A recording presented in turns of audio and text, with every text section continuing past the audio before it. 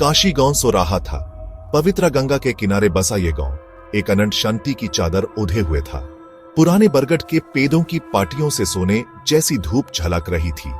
हवा में पंडितों के मंत्र और अगरबत्तियों की खुशबू घोल मिली हुई थी। लेकिन इस शांति के नीचे एक बेचैनी छुपी हुई थी। पुरानी गलियों में भविष्यवाणियों की फुसाफुसाहट गूंज रही थी। गांव वाले बाहर से शांत दिख रहे थे, लेकिन उनके दिलों में एक अजीब सा डर था। दुनिया बदलाव के दहाड़े पर खड़ी थी। एक तूफान आ रहा था जो सब कुछ निगल जाने की धमकी दे रहा था। अनन्या, एक युवा लड़की जिसके आंखें गंगा जितनी गहरी और रहस्यमयी थी, इस बदलाव को महसूस कर रही थी। वो हमेशा से ही गांव के बुद्धों की कहानियों की तरफ आकर्षित रही थी। सृष्टि और विनाश, प्रेम और वियोग, देवता और राक्षस की कहानियां। उन सब में विष्णु के अंतिम अवतार कल्कि की भविष्यवाणी उसके मन में एक अजीब सी कशिश पैदा करती थी। अनन्या दूसरे गांव वालों जैसी नहीं थी। वो सिर्फ भविष्यवाणियों को कहानी मानकर संतुष्ट नहीं थी, वो उन पर विश्वास करती थी। ये कहानियां उसके जीवन का हिस्सा थी, उतनी ही सच्ची और स्पष्ट जितनी उसके घर के पास बहने वाली नदी। भविष्यवाणी में ऐसे समय की बात की थी जब अंधेरा पूरी दुनिया को निगल जाएगा। एक ऐसा समय जब मानवता लालच, जलन और नफरत में डूब जाएगी। इसी नष्ट के समय में भविष्यवाणी कहते हैं कल की प्रकाश होंगे। स्विफ्ट घोड़े पर सवार और जलती हुई तलवार लिए वो दुनिया को बुरे से मुक्त करेंगे और सच और धर्म का नया युग लेंगे। लेकिन कल्कि का आगमन कोई खुशी का मौका नहीं होगा। यह बहुत बड़े उथल पुथल और विनाश का समय होगा। गांव वालों ने अनन्या की चिंता को नजरअंदाज कर दिया। यह सब दादी ननी की कहानियां हैं, वो कहेंगे। उनकी आवाज में मजबूरी का खुशनुमा अंदाज। इन बटों से डरो मत। लेकिन अनन्या अपने मन से आने वाले प्रलय के भाव को दूर नहीं कर सकी। शगुन हर जगह थे। कभी शंट गंगा अब अननेचुरली गुस्से से गरज रही थी। सूरज गुस्से से लाल रंग का हो गया था। जमीन पर लंबे भयानक सया डाल रहा था। एक शाम जब अनन्या नदी के किनारे बैठी थी तो उसने कुछ अजीब देखा। कौवे का झुंड उनकी चीख तेज और चुभती हुई गांव के ऊपर चक्कर लगा रहा था, जमीन पर उतारने से इनकार कर रहा था।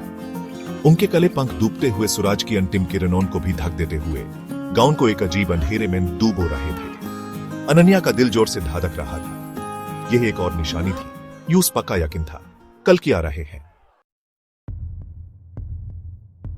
उसकी चेतावनियों पर किसी ने ध्यान नहीं दिया। गांव वाले अपने रोज के काम में लगे रहे, अपने आसपास के भयानक संकेतों को नजरअंदाज करते रहे। अनन्या ने निराशा की लहर को अपने ऊपर छाता हुआ महसूस किया। क्या वो अंधे थे? क्या वो नहीं देख सकते थे कि दुनिया खत्म होने वाली है? फिर एक रात वो हुआ। एक खून लाल चंद आसमान में लटका हुआ था। कशी पर एक अजीब सी रोशनी डाल रहा था। हवा में एक अजीब सी ऊर्जा थी और एक धीमी गंभीर गुरगुर धरती से निकालती हुई लग रही थी। लाल चंद के बीच से एक आदमी नीचे उतारने लगा। यह कल्कि था, लेकिन वो दयालु रक्षक नहीं था जिसका अनन्या ने कल्पना किया था। वो एक प्रतिशोध लेने वाला था। उसकी आंखें धार्मिक गुस्से से भड़क रही थी। उसका चेहरा ठंडा भयानक सुंदरता का मास्क था। गांव में नाफात मच गई। मर्द, औरत और बच्चों की चीखें हवा में गूंज उठी जब वो भाग रहे थे विनाशकर्ता के गुस्से से बचने के लिए। धरती कल्कि के सेफ्ट घोड़ के खुरों के नीचे कांप रही थी। एक शानदार जानवर जिसके आंखें जलती हुई अंगारों जैसी थी। अपने हाथ में कल्कि ने एक तलवार पकड़ी हुई थी जो हजार सूर्य से भी तेज रोशनी से चमक रही थी। एक कानफोड़ गर्जना के साथ जो स्वर्ग को तोड़ती हुई लग रही थी। कल्कि ने कशी पर अपना गुस्सा उतरा। तलवार हवा में घूमती रही, आग का निशान चोटी रही। घर आग में लिपटे गए। उनके रहने वालों की चीखें आग में समा गई। कभी शंट गंगा अब एक भयानक नदी में बदल गई। उसका पानी उबल रहा था जैसे वो आसपास के आग के विनाश को दर्शाता हो। अनन्या दहशत से देख रही थी जब उसका गांव, उसका घर आग में जल रहा था। भविष्यवाणी सच हो रही थी जैसा कि उसे डर था, लेकिन वास्तविकता उसकी कल्पना से कहीं ज्यादा भयानक थी। हवा में धुआं और जलते हुए मस की बदबू थी। अगरबत्तियों की मीठी खुशबू मौत के कड़वे स्वाद से बदल गई थी। अनन्या ने अपने कंधे पर एक हाथ महसूस किया और मुड़कर अपने बचपन के दोस्त रोहन को देखा। उसका चेहरा पीला था, उसकी आंखें डर से बड़ी थी। तुम्हें यहां से निकलना होगा, वो चिल्लाया। उसकी आवाज आग की गरजाना से सुनाई नहीं दे रही थी। अनन्या हिचकिचाई। क्या वो जा सकती थी? क्या वो अपने घर, अपने लोगों को इस भयानक नसीब पर छोड़ सकती थी? जाय से उसके विचारों को पढ़कर रोहन ने अपना सिर हिलाया। उनके लिए बहुत देर हो चुकी है अनन्या, उसने कहा। उसकी आवाज दुख से भरी थी। हुमैन अपनी जान बचानी होगी। साथ में वो जलते हुए गलियों से भागे, गिरते हुए पत्थर और आग से बचाते हुए जो उनकी एड़ियों को छू रही थी। जब वो भाग रहे थे, अनन्या ने कुछ अजीब देखा। इस काओस और विनाश के बीच कल्कि पर एक अजीब शांति छा गई थी। उसकी आंखें हालांकि अभी भी धार्मिक गुस्से से भरी थी, लेकिन उनमें उदासी की झलक थी। पछतावा। अनन्या पक्का नहीं थी, लेकिन उस आशा की एक किरण देने के लिए यह काफी था। शायद, बस शायद, कल्कि में विनाश के अलावा और भी कुछ था। वो गांव के किनारे पर पहुंचे। उनके पीछे आग भड़क रही थी। आगे जंगल था, अंधेरा और अनजान, लेकिन कम से कम यह बचने का मौका देता था। लेकिन जैसे ही वो पेदों की सुरक्षा में जाने वाले थे, अनन्या रुक गई। वो कल्कि के चेहरे की तस्वीर, उसकी आंखों में गुस्से के अलावा कुछ और की झलक को अपने दिमाग से नहीं निकाल सकी। मेरे बिना जाओ, उसने रोहन से फुसाफुसाया। उसकी आवाज कांप रही थी। मुझे वापस जाना है।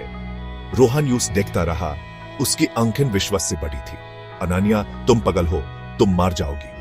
लेकिन अनन्या दृढ़ थी। यूस सच जाना था। यूस वो बोझ समझना था जो कल्कि उठा रहा था। जंगल की सुरक्षा को पीछे छोड़कर अनन्या आग के बीच में विनाशकर्ता की तरफ वापस भागी। गर्मी असहनीय थी। धुआं घुटन पैदा कर रहा था, लेकिन वो आगे बढ़ती रही, एक ऐसी शक्ति से प्रेरित जिसे वो पूरी तरह से नहीं समझती थी। उसने कल्कि को कशी के खंडारों के बीच में खड़ा पाया। उसकी आग की तलवार अब बुझ चुकी थी। उसके कंधे एक थकन से झुके हुए थे जो उसे दबाती हुई लग रही थी। जब वो पास आई तो उसने ऊपर देखा। उसकी आंखें हैरानी से थोड़ी बड़ी हो गई। तुम वापस क्यों आई हो बची? उसने गरजाया। उसकी आवाज एक गहरी, गूंजती हुई गरजाना थी जो धरती की नींव को हिलाती हुई लग रही थी। अनन्या ने उसकी निगाह से निगाह मिली। उसका अपना दर एक अजीब शांति में बदल गया। मुझे देखना था, उसने फुसाफुसाया। उसकी आवाज धुआं से खराब हो गई थी। मुझे समझना था। एक उदास मुस्कान कल्कि के होंठों पर आई। समझने के लिए कुछ नहीं है बच्ची, उसने कहा। उसकी आवाज अब धीमी थी। सिर्फ स्वीकार करना है। और जैसे अंधेरा कशी को निगल गया, विनाशकर्ता और उस लड़की को निगल गया जिसने उसका सामना करने की हिम्मत की, अनन्या आखिरकार समझ गई। अंत नहीं था, यह सिर्फ अंतिम चक्र की शुरुआत थी।